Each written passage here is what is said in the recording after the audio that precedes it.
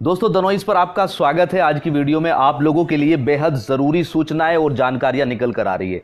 सरकार के द्वारा किसानों, मजदूरों और गरीबों के लिए क्या क्या घोषणाएं करी गई हैं, वित्त मंत्री ने इसकी घोषणा करी है। साथ में ही प्रवासी मजदूरों को लेकर सुप्रीम कोर्ट का एक आदेश आया है, जिसको विस्तार से समझने वाले हैं। इसी के साथ रेलवे मंत्रालय की ओर से भी एक बड़ी अपडेट निकल कर आ रही है, जिसको इस वीडियो में जानने वाले हैं। मजदूरों को 1,000 रुपए देगी सरकार। राज्य सरकार ने किया है ऐलान। मुख्यमंत्री ने बोला कि सभी मजदूरों को 1,000 रुपए फिर दिए जाएंगे। यहीं पर राज्य में आवागमन पर छूट, जिले से दूसरे जिले में जाने पर कोई क्वारंटीन की जरूरत नहीं है, इस राज्य ने छूट दी है। लॉकडाउन 4.0 में किस किस कारोबार को मिलेगी राहत, किन कारोबारों को छूट मिल जाएगी और किन को अभी भी छूट नहीं मिलेगी, ये भी पिक्चर साफ हो गई है लगभग। और अमेरिका ने अब इस प्रकार घेरा है चीन को। अमेरिका बार बार कोशिश कर रहा है कि चीन ने ही ये वायरस फैलाया है, उसको किसी भी तरीके से घेरा जाए। तो अब ये नए प्लानिंग के साथ अमेरिका ने उसको घेरना शुरू किया है। और मौसम विभाग ने अगले 24 घंटे में अलर्ट जारी किया है। किन किन स्थानों पर अलर्ट जारी किया है ये भी जानने वाले हैं। और खबरों में इसके अलावा भी बहुत कुछ है, सभी खबरों को विस्तार से इस वीडियो में जानने वाले हैं, इसलिए वीडियो को बिल्कुल अंत तक जरूर देखें। और अगर चैनल पर पहली बार आए हैं तो आप सब्सक्राइब, जो लाल रंग का बटन है उसे सफेद बना दो और घंटी को भी दबा देना बराबर में जो है। दोस्तों वीडियो में आगे बढ़ने से पहले जान लेते हैं कि कोरोना वायरस की अभी तक की क्या अपडेट है। जब मैं ये वीडियो आप लोगों के लिए बना रहा हूं तब तक के लिए, तो यहाँ पर केंद्रीय स्वास्थ्य एवं परिवार कल्याण मंत्रालय की ओर से पिछले 24 घंटे में बताया गया है कि 3,967 मरीज, नए मरीज आए हैं। तो ये एक बड़ा आंकड़ा जो है ना रेगुलरली निकलता आ रहा है और कोरोना वायरस की संख्या लगातार बढ़ती जा रही है। और उन्होंने बोला है कि पिछले 24 घंटे में 100 लोगों की मौत भी हो गई। अगर पूरे हिंदुस्तान की बात करते हैं तो यहाँ पर 82,264 लोगों में इस संक्रमण की पुष्टि हो गई है, जबकि 2,649 लोगों की इस वायरस की वजह से मौत हो गई है और 28,086 लोग सही होकर अपने घर पर भी चले गए हैं। तो यहाँ पर लगातार देखा जा रहा है कि इंडिया में ये वायरस का जो प्रकोप है वो बढ़ता ही जा रहा है। आंकड़ा 82,000 से भी ज्यादा पहुंच गया है। अब दोस्तों यहाँ पर जान लेते हैं सबसे पहली खबर, जो बड़ी खबर है कि वित्त मंत्री निर्मला सीतारमण ने कल गरीबों और प्रवासी मजदूरों के बाद अब किसानों के लिए भी एक बड़ा ऐलान किया है। पीएम नरेंद्र मोदी जी के द्वारा जो 20 लाख करोड़ का आर्थिक पैकेज है, उसमें से 2 लाख करोड़ किसान के लिए यहाँ पर निकाले गए हैं। जी हाँ दोस्तों, ये तीसरा पैकेज है जिसमें 11 ऐलान किए गए हैं। 8 आम लोगों के लिए है और 3 जो है शासन और प्रशासन के लिए है। वित्त मंत्री की तरफ से घोषणा करी गई है कि कृषि की बुनियादी ढांचे के लिए दिए जाएंगे 1 लाख करोड़ रुपए। इसी के साथ 10,000 करोड़ रुपए MFES को मजबूत बनाने के लिए दिए जाएंगे और 20,000 करोड़ रुपए प्रधानमंत्री मत्स्य संपदा योजना के लिए, मतलब मछुआरों के लिए दिए जाएंगे। और साथ में ही 15,000 करोड़ रुपए डेयरी प्रोसेसिंग के लिए, जो डेयरी से रिलेटेड कारोबार है पशुओं का, उसको 15,000 करोड़ रुपए दिए जाएंगे। और 4,000 करोड़ रुपए जो है हर्बल खेती के लिए दिए जाएंगे और 500 करोड़ रुपए मधुमक्खी पालन के लिए दिए जाएंगे और 500 करोड़ रुपए फल सब्जी को बाजार तक लाने के लिए जो पायलट प्रोजेक्ट है उसके लिए 500 करोड़ रुपए की घोषणा करी है। और इसी के साथ इससे पहले 8 करोड़ प्रवासी मजदूरों को मुफ्त अनाज की भी घोषणा वित्त मंत्री के द्वारा करी गई थी। दोस्तों अगली बड़ी खबर जो है, आपने ये वीडियो देखी होगी कि एक माँ जो है अपने बच्चे को लेकर जा रही है। बच्चे को अगर नींद आई तो उसने सूटकेस पर ही उसको सुला दिया। जब ये वीडियो NHRC ने देखी तो उसने सख्त रवैया अपनाया और 2 राज्यों को इसके बारे में नोटिस भेज दिया कि आपके अधिकारी क्या सो रहे हैं, इन लोगों को इतनी परेशानी हो रही है। तो एक वीडियो उनके सामने आ गया, लेकिन उन्हें अभी ये नहीं पता है कि ये परेशानियों का तो भरमार है। किसी भी राज्य को अगर देखें तो वहां पर इस तरह की दिक्कत सामने आ ही रही है। तो यहां पर नोटिस दिया है 2 सरकारों को। NHRC के अनुसार उन्होंने बोला है कि ये एक अजीब परिस्थिति है, अजीब स्थिति है, जो बच्चा और उसके परिवार की तकलीफ आम लोग महसूस कर रहे हैं, लेकिन स्थानीय अधिकारी इसको महसूस ही नहीं कर पा रहे। आयोग के अनुसार अगर स्थानीय अधिकारियों ने सतर्कता दिखाई होती तो पीड़ित परिवार और कुछ अन्य लोगों को तत्काल राहत प्रदान करी होती। ये घटना मानव अधिकारों का उल्लंघन करती है और NHRC की ओर से इसमें हस्तक्षेप करने की जरूरत है। इसी के बीच एक और बड़ी खबर निकल कर आ रही है कि कुछ मजदूर 1300 किलोमीटर पैदल चले और चलने के बाद लेकिन वो फिर फंस गए। अब सरकार उनको बुला नहीं रही है। प्रवासी मजदूरों की समस्या का अंत तो दिख नहीं रहा है, समस्या उनकी बढ़ती ही जा रही है। चेन्नई से 1300 किलोमीटर दूर पैदल चलने के बाद बिहार के 15 प्रवासी मजदूर उड़ीसा में फंस गए हैं, लेकिन बिहार सरकार इन मजदूरों को वापस लाने की इच्छुक ही नहीं दिख रही है। एक तरफ से छत्तीसगढ़ और झारखंड जैसे राज्यों ने अपने मजदूरों को लाने के लिए बसें भेजी हैं, तो दूसरी तरफ बिहार सरकार की ओर से ऐसा कोई संकेत नहीं मिल रहा है कि सरकार उन्हें लाना चाहती है। इसी के साथ दोस्तों एक बड़ी अपडेट निकल कर आ रही है लॉकडाउन 4.0 को लेकर। यहाँ पर प्रधानमंत्री जी के द्वारा पहले ही कह दिया था कि लॉकडाउन 4 आने वाला है। अब मुख्यमंत्रियों से पूछा गया था कि आपकी क्या राय है, आप किस तरह का लॉकडाउन 4 चाहते हैं। तो ज्यादातर मुख्यमंत्रियों का पॉजिटिव रेस्पॉन्स आया है कि इस लॉकडाउन को आगे 2 हफ्ते तक बढ़ाया जाए। अब इसमें कुछ एक स्टेट ने तो अप्लाई कर दिया है कल से ही, कि यहाँ पर मिजोरम सरकार ने कल से 31 मई तक लॉकडाउन को आगे बढ़ाने की घोषणा कर दी है। उसी के साथ जितने भी ज्यादातर मुख्यमंत्रियों का कहना है कि लॉकडाउन को आगे बढ़ाना चाहिए। यहाँ पर दिल्ली के मुख्यमंत्री अरविंद केजरीवाल ने कुछ कंडीशंस, कुछ सुझाव भी दिए हैं कि मेट्रो सर्विस शुरू कर देनी चाहिए और टैक्सी की सर्विस शुरू कर देनी चाहिए, बसों की सर्विस शुरू कर देनी चाहिए।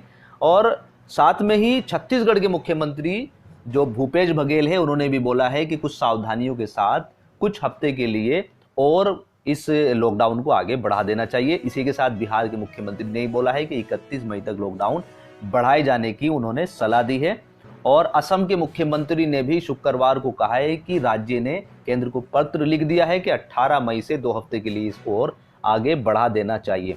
साथ में कर्नाटक के मुख्यमंत्री ने भी 17 मई के बाद केंद्र को कई चीजों में ढील के साथ लॉकडाउन को आगे बढ़ाने का संकेत दिए हैं। और इसी के साथ उद्धव ठाकरे जी ने भी बोला है कि कुछ रेस्ट्रिक्शन के साथ, कुछ चीजों में छूट देने के साथ इसको आगे बढ़ा देना चाहिए। मध्य प्रदेश के शिवराज सरकार ने भी इसको जो है लॉकडाउन को आगे बढ़ाने की सिफारिश की है। तो लगभग ज्यादातर मुख्यमंत्रियों का कहना है कि लॉकडाउन को आगे बढ़ा देना चाहिए। यहीं पर दिल्ली के मुख्यमंत्री ने ये क्लियर कर दिया है कि वो लॉकडाउन 4 में क्या क्या चीजों में छूट देने वाले हैं। अभी केंद्र की टिक लगने की जरूरत है कि मेट्रो में वो छूट देने वाले हैं, और इसी के साथ फैक्ट्रियां निर्माण कार्य में भी वो छूट देंगे। लेकिन साथ में उन्होंने बोला है कि 65 साल से बड़े और 10 साल से छोटे बच्चों को घर में ही रखा जाए। और साथ में ही उन्होंने सुझाव दिया है कि बसों की सर्विस भी शुरू हो जानी चाहिए, एक बस में 20 सवारी ही बैठनी चाहिए। टैक्सी की सर्विस शुरू हो जानी चाहिए, ड्राइवर के अलावा टैक्सी में केवल 2 लोग हो, टैक्सी के अंदर सैनिटाइजर, सोशल डिस्टेंसिंग का पालन किया जाए। दफ्तरों को भी खोल देना चाहिए और 50% कर्मचारी ही वहां पर काम करने चाहिए। खाने पीने की दुकानों पर, रेस्टोरेंट, मिठाइयाँ, इन सबको खोल देना चाहिए, जितनी भी खाने पीने की दुकानें, लेकिन दुकान के अंदर बैठकर खाने की इजाजत नहीं दी जानी चाहिए। पार्क और स्टेडियम भी खोल देने चाहिए सोशल डिस्टेंसिंग का पालन के साथ। इसी के साथ कुछ शर्तों के साथ बाजार को भी खोल देना चाहिए, और बोला है कि 33% या 50% के करीब जो है ना बाजार खुलना चाहिए, और यहाँ पर जो दुकान आज खुलेगी वो कल को बंद होनी चाहिए। कुछ इस तरह का प्रोजेक्ट केंद्र सरकार के सामने रखा है। लेकिन साथ में बोला है कि स्कूल, परीक्षा और धार्मिक आयोजन पर पूरी तरीके से पाबंदी लगी रहेगी।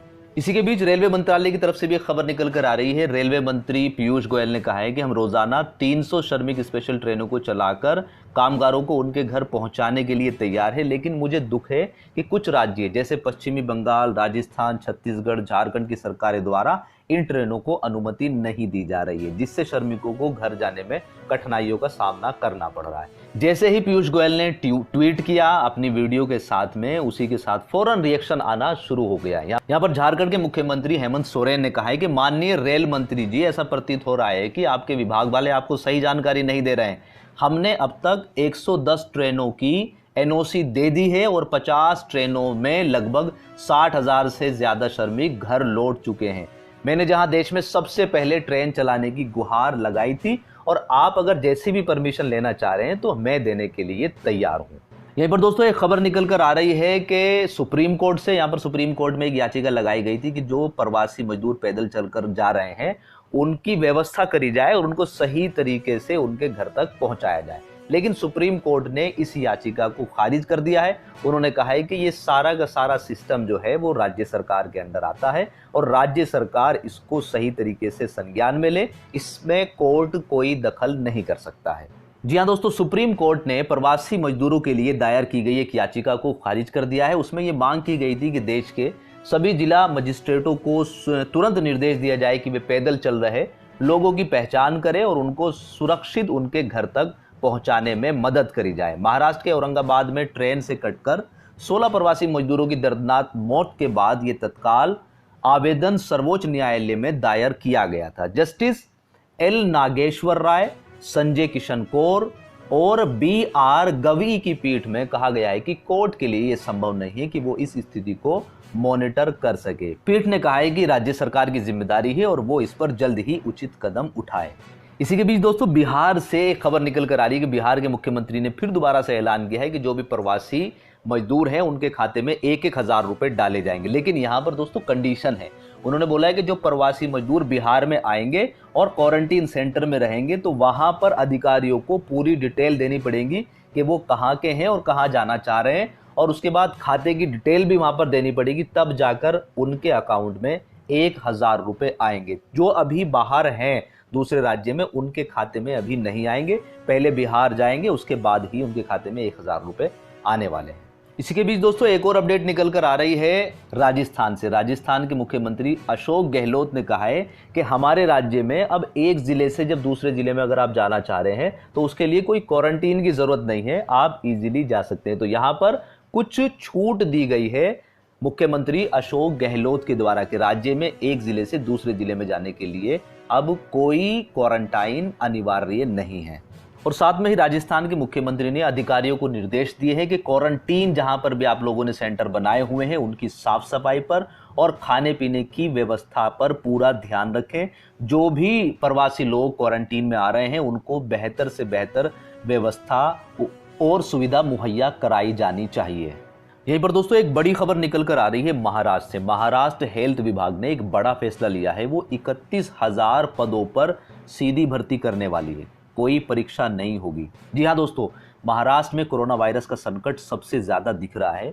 यहाँ लगातार संक्रमण के मामले बढ़ रहे हैं, वहीं मरीजों के अधिक होने से मेडिकल सुविधाएं और स्वास्थ्य कर्मियों की कमी महसूस हो रही है। इसलिए स्वास्थ्य कर्मियों की कमी को पूरा करने के लिए स्वास्थ्य विभाग ने 31,000 रिक्त पदों को भरने का फैसला लिया है। वहीं बताया जा रहा है कि इन पदों को भरने के लिए किसी भी परीक्षा की जरूरत नहीं होगी, सीधी भर्ती होने वाली है। इस भर्ती की पूरी डिटेल जानने के लिए आप महाराष्ट्र हेल्थ विभाग की मेन वेबसाइट पर जाइएगा, वहां पर आपको ये नोटिफिकेशन मिल जाएगा। इसी के बीच दोस्तों अगली बड़ी खबर निकल कर आ रही है, वो चीन और अमेरिका के बीच जो है जुबानी लड़ाई को लेकर आ रही है। अमेरिका लगातार कोशिश कर रहा है कि चीन को किसी भी तरीके से फंसाया जाए कि चीन के यहाँ से ये वायरस निकला है और वो इसकी जिम्मेदारी ले, जबकि दूसरी तरफ चीन का कहना है कि हमारी वजह से ये वायरस नहीं फैला है और हम इसकी जिम्मेदारी नहीं लेने वाले। तो अब अमेरिका के राष्ट्रपति ने एक नया तरीका निकाला है उनको फंसाने के लिए। उनका दावा है कि चीन में रह रहे उइगर मुसलमानों पर चीन लगातार अत्याचार कर रहा है। जी हां दोस्तों, यहां पर अमेरिका की सीनेट ने एक प्रस्ताव पारित किया है कि चीन की कम्युनिस्ट सरकार ने वहां के उइगर और दूसरे मुसलमान अल्पसंख्यकों के खिलाफ मानव अधिकार उल्लंघन का उनसे जवाब मांगा है। कल अमेरिकी सीनेट ने सर्वसम्मानित से यह प्रस्ताव पारित किया है। अब यहां पर चीन को यह जवाब देना पड़ेगा, यह बिल्कुल क्लियर करना पड़ेगा कि उनके यहां जो उइगर मुसलमान रह रहे हैं उन पर वो अत्याचार नहीं कर रहा है। तो ये एक नई प्लानिंग है अमेरिका की कि चीन को किस तरीके से घेरा जाए। तो दोस्तों अब चलते हैं अपने मौसम समाचार की तरफ कि अगले 24 घंटे में मौसम विभाग का क्या कहना है कि अगले 24 घंटे के दौरान अंडमान निकोबार द्वीप समूह व लक्षद्वीप पर मध्यम से भारी बारिश होने की संभावना व्यक्त करी जा रही है। इसी के साथ केरल, तटीय कर्नाटक, असम, मेघालय और अरुणाचल प्रदेश में हल्की से मध्यम बारिश और 1-2 स्थानों पर तेज बारिश का भी अनुमान व्यक्त किया जा रहा है। पूर्वोत्तर भारत के शेष हिस्सों, उत्तर पश्चिमी हिमालय, पश्चिमी बंगाल, सिक्किम, जम्मू कश्मीर, मुजफ्फराबाद और गिलगित बाल्टिस्तान में हल्की से मध्यम बारिश हो सकती है। दक्षिणी छत्तीसगढ़, तेलंगाना, दक्षिणी मध्य महाराष्ट्र के कुछ हिस्सों में हल्की से मध्यम बारिश हो सकती है। वहीं पूर्वी मध्य प्रदेश, मराठवाड़ा, आंतरिक कर्नाटक और तटीय आंध्र प्रदेश में 1-2 स्थानों पर हल्की बारिश के आसार नजर आ रहे हैं। तो दोस्तों ये थी आज की कुछ मुख्य समाचार। उम्मीद करते हैं कि आपको वीडियो पसंद आई होगी। वीडियो पसंद आई है तो लाइक कीजिएगा, शेयर कीजिएगा और अपना ख्याल रखिएगा। आज की वीडियो में इतना ही।